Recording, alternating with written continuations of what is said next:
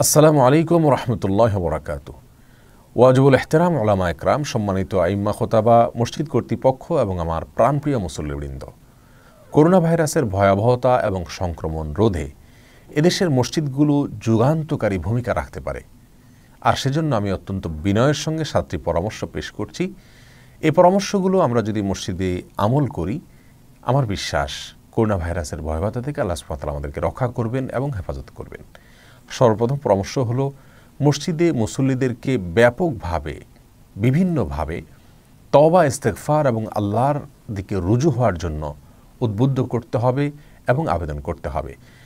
এ ধরনের ভয়াবহ পরিস্থিতিতে নিজেদের গুনাহগুলোর কথা স্মরণ করে আল্লাহর কাছে ক্ষমা প্রার্থনা করা, তওবা করে নতুন জীবন গড়ার সংকল্প করা, আল্লাহর সাথে সম্পর্ককে বিল্ড আপ করা, নবায়ন করা এবং আল্লাহর দিকে রুজু হওয়া, এর চাইতে উত্তম কোনো বিকল্প হতে পারে না।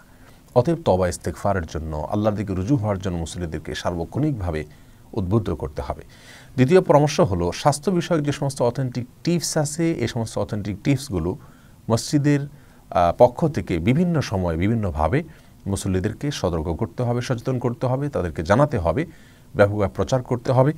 তৃতীয়ত হলো, যে সমস্ত মুসল্লিদের জ্বর, সর্দি, কাশি, হাঁচি অথবা গলা ব্যথা, মাথা ব্যথা এগুলো রয়েছে, অর্থাৎ করোনা ভাইরাসের যে সমস্ত সিমটম বা আলামত রয়েছে, সেগুলো যদি থাকে, তারা যেন মসজিদে অনুগ্রহ করে না আসেন, তারা যেন বাসায় সালাত আদায় করেন।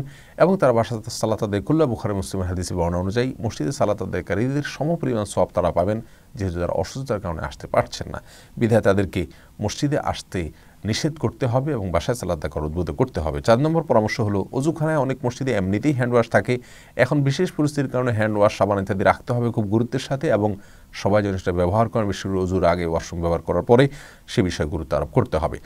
5 নম্বর পরামর্শ হলো, 5 ওয়াক্ত সালাত শেষে ফ্লোরগুলোকে ডেটল অথবা সেভলন বা এই জাতীয় কোনো কিছু দ্বারা অত্যন্ত সুন্দরভাবে পরিষ্কার করে ফেলতে হবে, যার ফলে আমরা ফ্লোরে নাক রাখার কারণে অন্য লোক সেখানে নাক রেখে তার মাধ্যমে কোনো প্রকার সংক্রমণ যাতে না হতে পারে, এজন্য ফ্লোরগুলোকে পরিষ্কার করতে হবে। অনেক মসজিদে কার্পেট এখনও বিছানো আছে, সেগুলোকে তুলে ফেলতে হবে।